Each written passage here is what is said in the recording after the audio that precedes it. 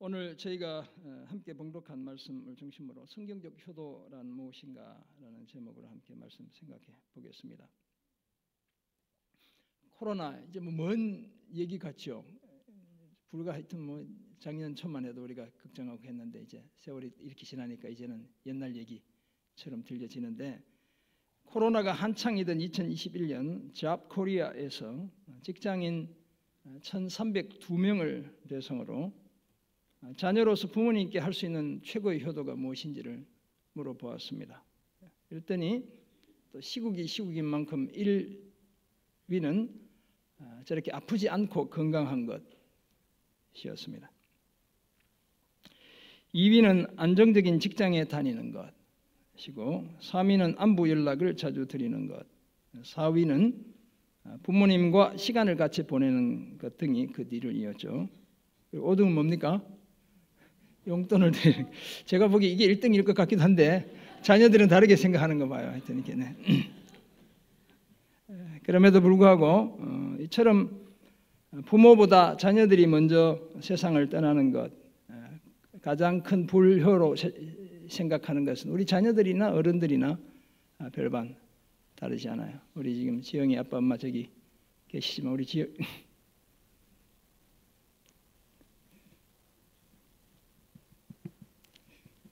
1년이 다 됐어요. 우리 지영이 떠난 지가. 하나님이 제가 좀 위로하시길 바랍니다. 예의 범죄를 중요시하는 동양의 유교 사상에서도 효는 엄청 강조되고 있죠. 그래서 효에 관한 공자 또는 증자, 저자가 이제 불분명한데요. 이런 분들의 말을 기록한 책이 아예 경전이에요. 그래서 그 책을 효경이다 이렇게 이야기합니다. 우리 성경 거룩한 경전이라는 뜻이잖아요. 효에 관한 글을 모아놓은 책 자체를 효경이다 이렇게 이야기합니다. 이 효경은 부모에 대한 효도를 바탕으로 집안의 질서를 세우는 일을 치국, 나라를 다스리는 근본으로 여깁니다. 불효 자식은 국가의 지도자가 될 자격이 없다 이렇게 보았죠. 저는 국가의 지도자의 여러 자질을 많은 분들이 고민하겠지만, 저는 형제들 사이에, 형제와 부모 사이에 이렇게 제대로 관계를 맺지 못하는 이런 분들은 기본적으로 국가의 지도자가 되면 안 된다고 생각해요. 좌우를 떠나서 저는 그런 분들은 지지하지 않습니다. 형제들 사이도 제대로 못 지내면서 어떻게 이 많은 백성을 사랑의 마음으로 섬길 수 있겠어요? 그래서 이 효경은 부모에 대한 효도를 치국의 근본으로 여겼다는 것입니다. 효를 하늘과 땅과 사람의 삼재라고 하니까 또 이렇게 세 가지 재앙 이렇게 생각하지 마시고, 하늘, 땅, 사람 이 삼재를 함께 어우러서 뭔가를 이루어내는, 그래서 삼재를 관찰하고 모든 신분 계층에 적용되는 최고의 덕목이자 윤리 규범으로 간주했습니다. 그런데 사실 성경이야말로 세상의 그 어떤 책보다 효도를 강조하는 경전이죠. 성경은 명시적으로 내 부모를 공경하라고 말씀하며 효도를 사람들 간의 최고의 덕목으로 제시하고 있습니다. 심지어 부모를 거역하고 불순종하는 자식은 죽이라고 명하죠. 이렇게까지 엄중한 이유는 효도해야 가정이나 사회가 하나님의 창조 질서를 따라 유지될 수 있기 때문에 그렇습니다.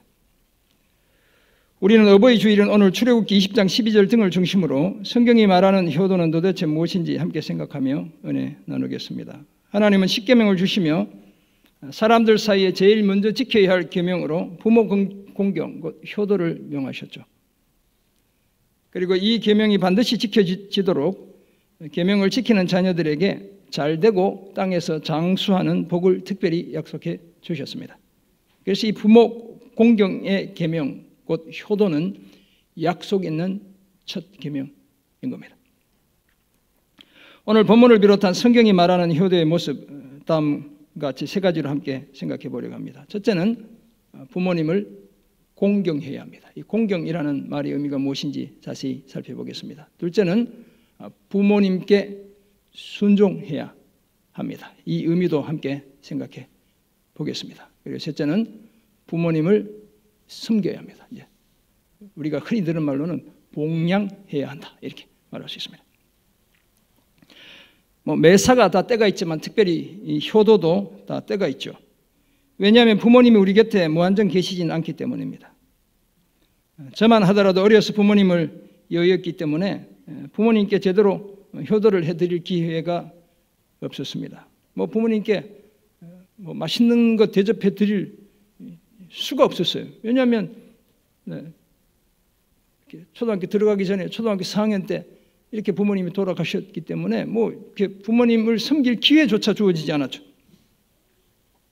그래서 가능하면 저를 키워주신 우리 형님, 우리 형수님, 우리 누님들을 나름대로 섬기려고 노력해 왔습니다. 하지만 벌써 형제 중에도 제가 이제 8남매인데 제가 막내잖아요. 막내처럼 보이죠? 가끔씩. 벗을 수가 없어요. 막내는. 그 막내의 그 기질 자체는. 그렇게 살아왔기 때문에. 근데 벌써 저희 형님 3분, 형수 2분이 함께 계시잖아요. 다 이 세상을 벌써 떠나셨어요. 보름 전 제 목양실에서 제가 이렇게 자료를 찾다가 이렇게 제형 아랫단 이 서랍을 뒤지고 있는데 보니까 이렇게 거기 잊지 말아야 될 사진첩이 하나 또 있었어요. 큰 사진첩이. 그래서 제가 미국에서 오면서 이렇게 짐을 나눌 때 집에 가야 될 걸 아마 저기다 둔가 봐요. 그래서 그 사진첩을 봤더니 우리 아들, 딸 이렇게 어릴 때 이렇게 찍은 사진들이 주로 있고 그 속에 가족 사진이 우리 형제들이 다 나와 있는 가족 사진이 한 장 있었어요. 제 조카가 저보다 4살 작은 조카가 있는데 30년 전에 그 큰 조카가 결혼할 때 우리 형제들이 다 살아 있을 때 그때 사진이었어요. 그 사진 보니까 벌써 5사람이나 더 이상 이 땅에 계시지 않는 거예요. 그래서 사진을 보면서 눈시울이 뜨거워져 눈물이 뚝뚝 흐르는 거예요. 혼자 그분들이 그리워 눈물을 훔치기도 했습니다. 그러므로 부모님 살아 계실 때 섬길 형제들 어른들이 아직 우리 곁에 계실 때 마음을 다해 효도하고 섬겨야 합니다. 그래야 후회가 적은 삶을 살고 하나님으로부터도 자녀의 도리를 다한 사람으로 칭찬 들을 수 있습니다. 그렇다면 성경이 말하는 효도는 과연 무엇일까요? 그 첫 번째 자세로 부모님을 공경해야 합니다. 오늘 보면 출애굽기 20장 12절이 그 사실을 말씀하죠. 내 부모를 공경하라. 그리하면 내 하나님 여호와가 내게 준 땅에서 내 생명이 길리라. 아멘. 이처럼 부모님을 공경하면 하나님께서 주신 그 약속의 땅에서 장수합니다. 한편 같은 내용을 전하는 신명기 5장 16절, 우리 성경에서 십계명을 전체적으로 기록하고 있는 이 성경 구절이 출애굽기 20장, 신명기 5장인데 신명기 5장 16절은 이렇게 말씀하고 있어요. 같이 한번 읽어보겠습니다. 너는 내 하나님 여호와께서 명령한 대로 내 부모를 공경하라. 그리하면 내 하나님 여호와가 내게 준 땅에서 내 생명이 길고 복을 누리리라. 아멘. 이처럼 부모를 공경하는 자녀들이 땅에서 생명이 길다, 장수할 뿐만 아니라 뭘 누린다고요? 복을 누린대요. 이 복을 누린다는 이 말, 효도하는 자녀들의 삶이 야타분데 좋은 일이 많이 생긴다는 거예요. 형통해진다고 말씀하고 있습니다. 그래서 사도 바울도 부모를 공경하는 것이 약속 있는 첫 계명이고 이로써 네가 잘되고 땅에서 장수한다고 말했습니다. 그렇다면 부모님을 공경한다는 말의 구체적인 의미는 과연 무엇일까요? 이 공경하다는 말에 히브리어로는 이 까베드라는 단어가 사용되고 있어요. 저기 보이죠? 이제 영어도 있고 히브리어도 있습니다. 히브리어 이제 크라는 단어가 점이 찍히면 2개 나오는 거. 우리로 같으면 이렇게 끄 뭐 이런 게 이제 발음되는 겁니다. 까베드라는 단어가 사용되고 있는데 이것은 기본적으로는 무겁다는 뜻이에요. 그렇다면 공경한다는 것은 부모님을 중하게 모시는 것, 이것이 공경하는 겁니다. 이 까베드의 명사형이 까보드인데요. 이 까보드는 하나님께 영광이라고 할 때 그 영광을 나타내는 거예요. 헬라어로는 공경하다는 말에 티마오라는 단어가 사용되고 있습니다. 가치를 인정해 소중하게 여긴다는 그런 뜻이 되겠습니다. 이 티마오의 명사형이 티메인데 값이나 가치를 가리킵니다. 영어로 이 공경하다는 말을 우리가 잘 아는 honor라는 단어로 사용하고 있어요.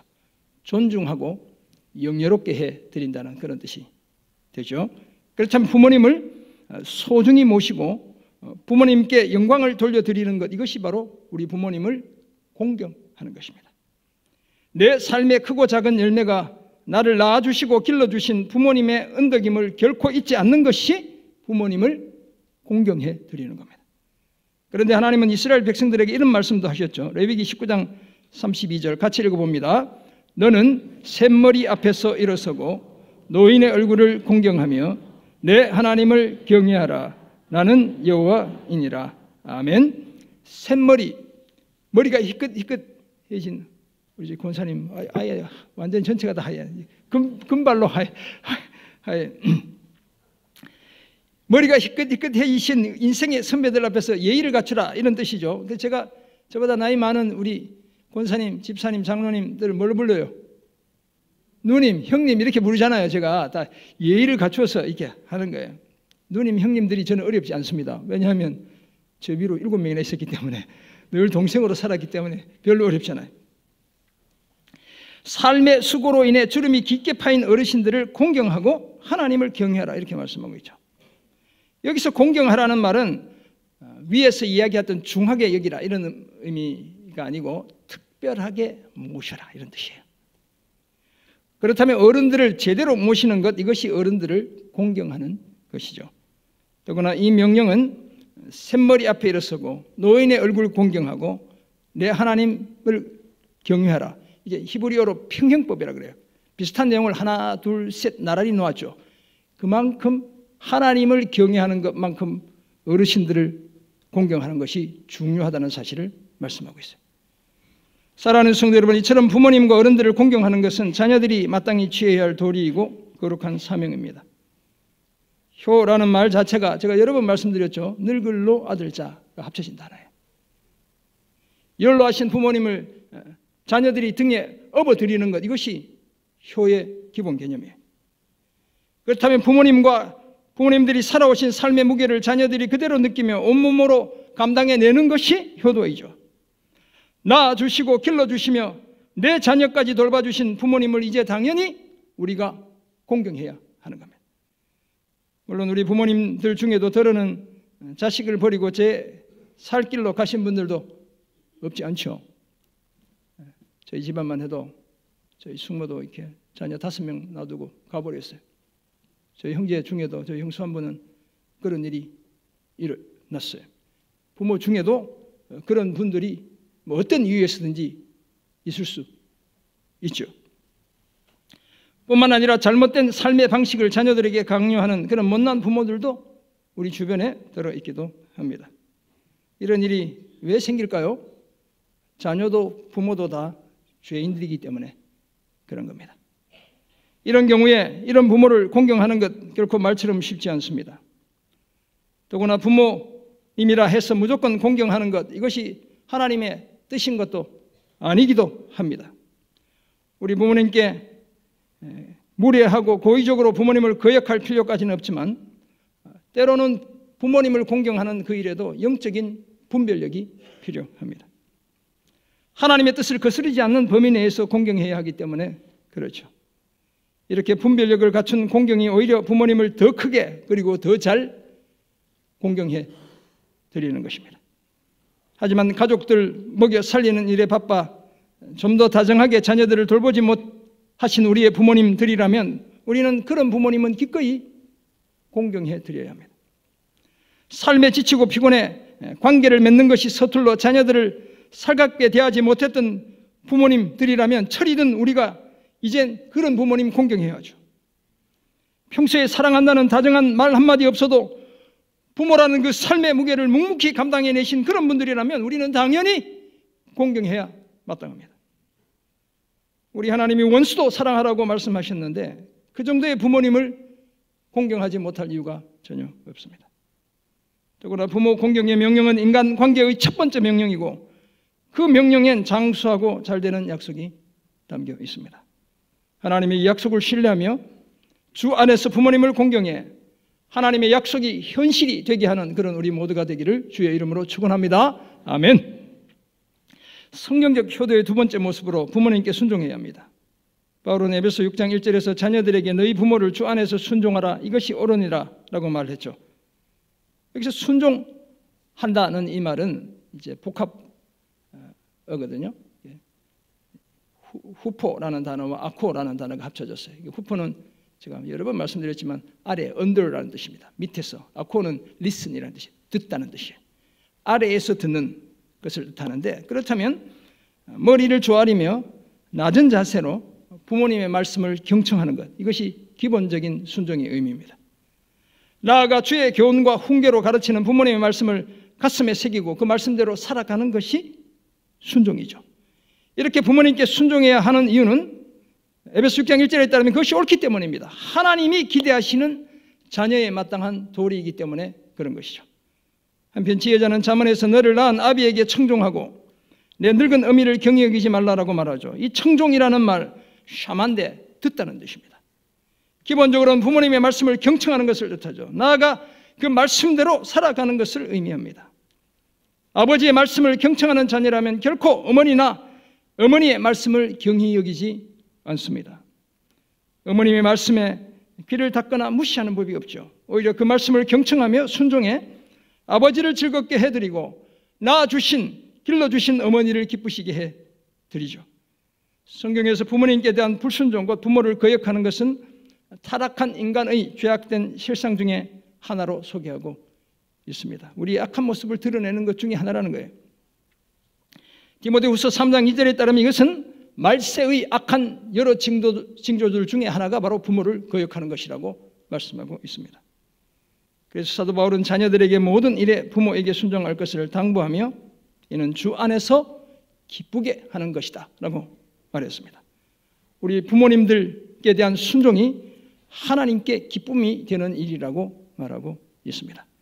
그런데 에베소 6장 1절에 따르면 그런 순종의 한 가지 조건이 있죠. 그 조건이 바로 주 안에서 순종해야 한다는 사실입니다. 물론 믿지 않는 부모님 소홀히 하라 이런 말씀이 아니라고 제가 누누이 말씀드렸습니다. 그래서 혹시 이렇게 해석할까 봐 후기 사본에 and curio in the Lord인데 주 안에서 이 말을 쏙 뺀 사본들이 많아요. 그러니까 예수 믿는 성도들 중에 이 말이 예수 안 믿는 부모님은 소홀히 되어도 된다는 식으로 해석한 잘못된 사람들이 있었기 때문에 후기 사본들 중에, 성경 사본들 중에 그 내용을 뺀 사본들도 있다는 거예요. 여기서 주 안에서 순종한다는 것은 주의 뜻을 따라 순종하라는 그런 의미이기도 하고, 또는 죽게 하듯 부모님께 순종하라 이런 뜻이기도 합니다. 그렇다면 윤리, 도덕적으로 악한 것, 하나님 외에 다른 신을 섬기는 우상 숭배, 하나님을 완전히 떠나는 배도와 관련된 일이 아니라면, 적어도 이런 일이 아니라면 우리 자녀들은 항상 부모님께 순종해야 합니다. 늘 부모님의 말씀을 귀담아 듣고 그 말씀을 따라 살아가야 합니다. 더구나 이것은 하나님이 옳다고 인정해 주시는 일이죠. 사랑하는 성도 여러분, 순종은 무엇보다 잘 듣는 데서 출발합니다. 헨리 나우에는 예수님은 온 몸이 귀였다 이렇게, 우리 주님은 뭐 귀 이 두 개만 귀가 아니라 신체 전체가 다 귀였다 이렇게 이야기합니다. 그래서 아버지 하나님의 말씀을 가장 잘 듣는 아들 하나님이 되셨고, 오늘 저와 여러분의 작은 신음소리까지도 하나도 놓치지 않고 다 들어주시는 분이 되셨죠. 오늘 자녀로 살아가는 우리에게 바로 이런 자세가 필요합니다. 물론 부모님들도 감정이 격해지면 함부로 말씀을 하시기도 하죠. 우리 자녀들에게 물어보면 다 아마 이렇게 얘기할 거리가 많을 거예요. 너를 낳고 내가 미역국을 먹었냐? 네 같은 아들, 딸이 내 배에서 나왔다는 것이 도저히 믿어지지 않는다. 뭐 이런 얘기 여러분들 안 하시죠? 해요. 안 해. 네, 다행이네. 네. 우리 집에서 합니다, 가끔. 다 주워 담지 못할 말을 해서 자녀들 앞에서 겸연쩍게 되는 일도 들어있지요. 하지만 그런 크고 작은 실수나 약함도 정말 자녀를 사랑하기 때문에 그러신 것이라면 우리 자녀들은 최소한 듣는 척은 해야 하는 겁니다. 그래야 부모님의 마음을 누그러뜨리고 부모님 스스로도 자신을 돌아보게 되는 것이죠. 안타깝게도 우리 중에 많은 분들이 더 이상 부모님의 음성을 직접 들을 수 없습니다. 하지만 우리의 가슴엔 여전히 부모님들의 그 가르침이 선명하게 남아있죠. 그렇다면 부모님의 사랑과 수고의 자취를 돌아보고 당부하신 그 아름다운 말씀들을 되새기며 순종의 삶을 힘써야 합니다. 그래 우리 자녀들이 우리의 모습을 보고 하나님께 순종하고 부모님께 순종하는 자녀들로 성장해 가는 겁니다. 결국 그런 자녀들이 약속 있는 첫 계명의 수혜자가 되는 것이죠. 부모님의 말씀에 순종하는 것이 부모님께 크게 효도하는 길인 줄 믿습니다. 하나님이 옳다고 인정해 주시는 일이라고 말씀합니다. 더구나 그 순종을 통해 땅에서 잘되고 장수합니다. 부모님께 순종해 약속 있는 첫 계명의 당사자로 우뚝 일어서는 우리 모두가 되기를 주의 이름으로 축원합니다. 아멘. 성경적 효도의 마지막 자세로 부모님을 섬겨야 합니다. 하루는 바리새인과 서기관들이 예루살렘에서 예수님께로 와서 질문을 하나 던지죠. 그 질문은 제자들이 감히 어떻게 장로들의 전통을 범하여 떡을 먹을 때에 손을 씻지 않고 먹느냐는 바로 그런 질문이었습니다.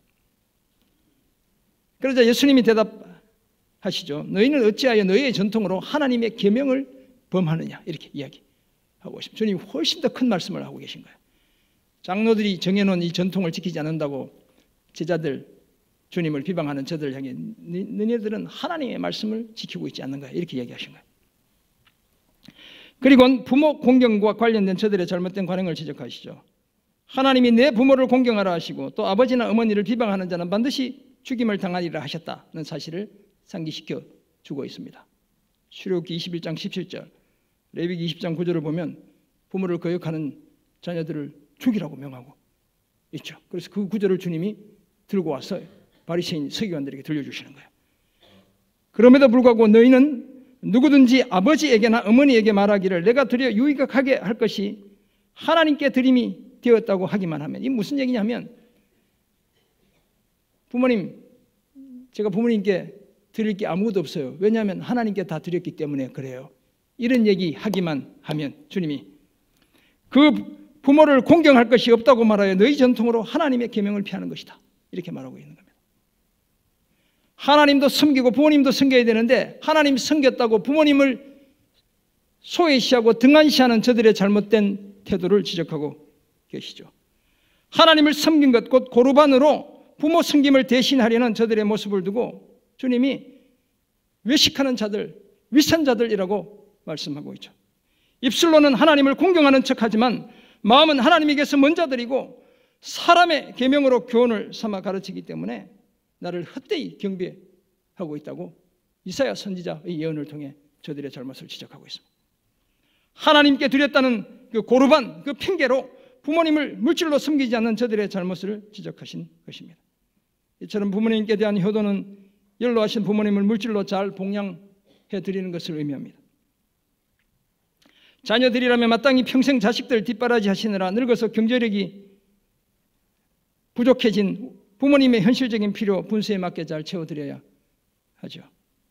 애굽에 팔려간 요셉은 자신의 아버지는 물론 자신의 형들과 아버지의 온 집에 그 식구를 따라 먹을 것을 봉양했죠. 사실 저희 세대만 해도 열심히 산업활동했고 제 나이, 제 또래 친구들 보면 다 이렇게 자녀들부터 도움만 받아도 다 잘 살 수 있어요. 오히려 자녀들이 신세를 져야 되는 이런 경우들이 많아요, 사실.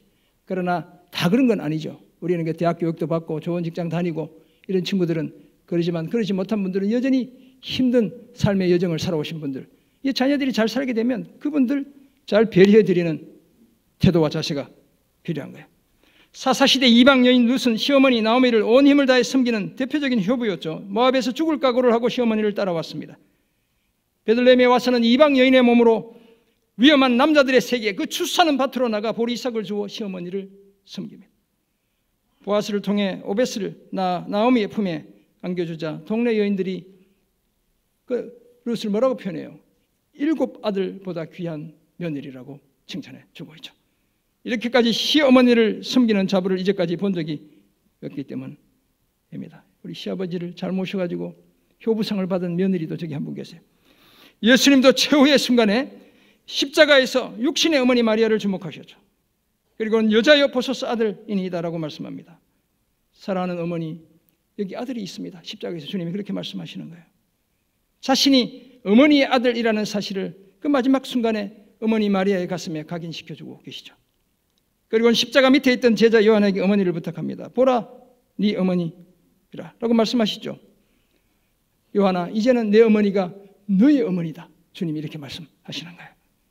자기 대신 아들로서의 도리를 다해달라는 부탁이었죠. 그 부탁을 받은 제자가 그때부터 예수님의 어머니 마리아를 어떻게 했다고요? 자기 집에 모셨다는 거예요. 모든 필요를 다 채워주는 아들의 노릇했다는 겁니다. 이처럼 예수님은 고통 속에서 죽어가시면서도 육체의 어머니를 주목했고 그 어머니를 끝까지 사랑하며 섬기셨죠. 자신의 죽음을 통해 인류를 구원하는 그 다급하고 막중한 사명을 완수하시면서도 아들의 도리를 결코 소홀히 하지 않았습니다.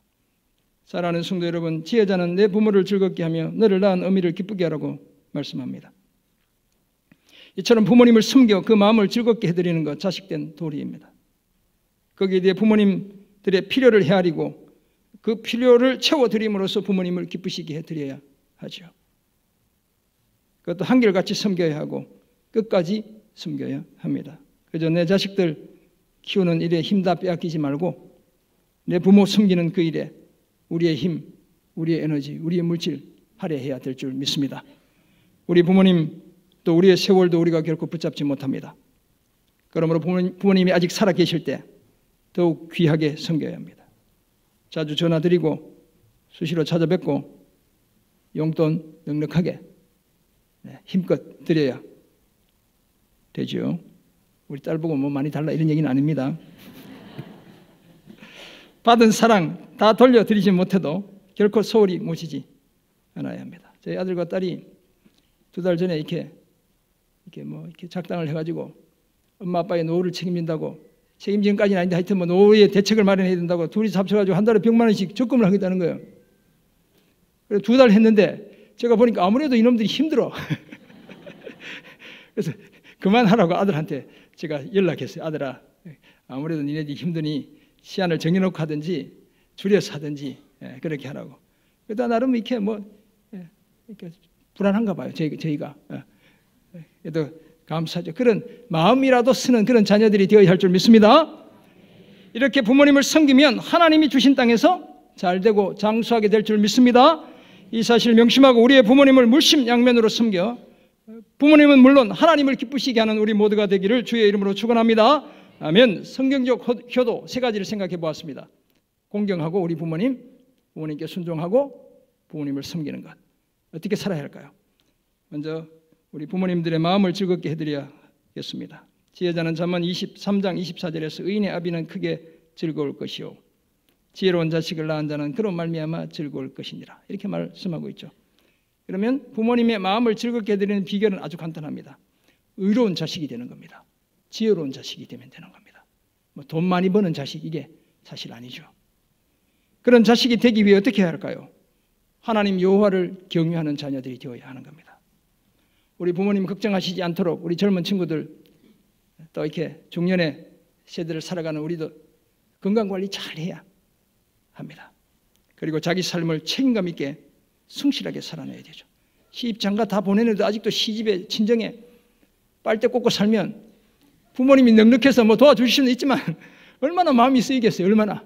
그러잖아요. 내 삶을 내가 책임감 있게 살아내야 될 줄 믿습니다. 우리 청년들은 대답 안 하네.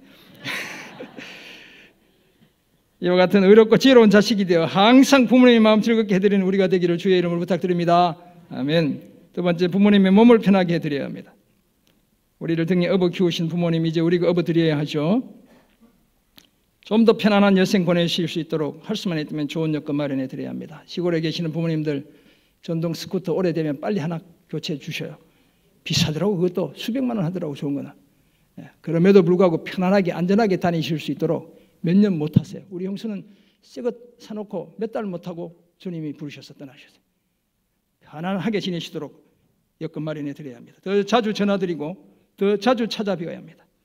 필요한 것 없으신지 잘 살펴보고 가끔 휴가 내서 바쁜 일선 도와드리고 늘 그 필요 힘닿는 데까지 해결해 드려야 될 줄 믿습니다. 자녀들에게 하는 것 절반까지는 아니더라도 10분의 1, 한 10분의 2 정도까지는 부모님께 해드려야 될 줄 믿습니다. 이런 일을 힘써 부모님의 몸도 편하게 해드리는 우리 모두가 되기를 주의 이름으로 부탁드립니다. 아멘. 톨스토이의 단편 소설 중에 3가지 질문이라는 소설이 있습니다. 아마 우리 중에 읽어보신 분들도 계실 거예요. 한 왕이 인생을 살아가다가 이제 3가지 질문을, 인생에 관한 질문을 던지게 됩니다. 그 질문이 이런 겁니다. 인생에서 가장 중요한 때는 언제인가? 인생에서 가장 중요한 사람은 누구인가? 인생에서 가장 중요한 일은 무엇인가? 이런 질문을 던지게 돼요. 이 질문에 대해 답을 얻기 위해 지혜자를 찾아가죠. 현자를 찾아갑니다. 그래서 물어보았더니 이 지혜자가 답을 주지 않는 거예요. 그렇게 답을 얻지 못한 채 길을 가던 중에 한 부상당한 사람을 만나게 되고 그 사람을 이 왕이 치료해 줍니다. 그런데 알고 봤더니 이 부상당했던 사람이 왕인 자신을 죽이기 위해 매복을 하고 있다가 왕의 친위대의 공격을 받아 부상을 당한 사람이었던 것이죠. 자신을 죽이려던 사람을 자기가 치료해 준 것이었습니다. 그때 현자가 나타나 이렇게 말합니다.